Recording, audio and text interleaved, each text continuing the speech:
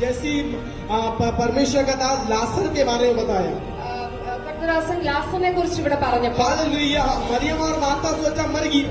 മറിയം മാർത്തയും വിചാരിച്ചു മരിച്ചുപോയത്. यीशु मसीह गुफा गवा में किया। യേശു കർത്താവ് അവിടെ ചെന്നപ്പോൾ वो डेड बॉडी बाहर आकर के नहीं बोला।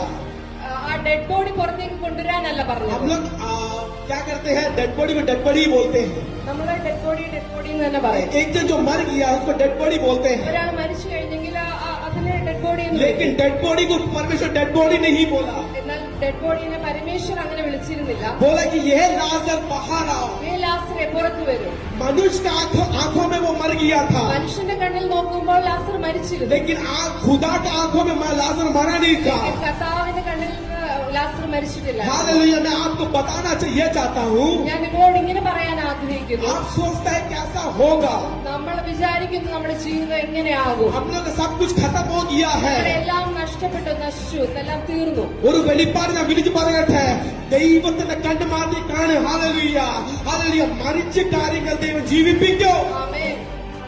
हालेलुया।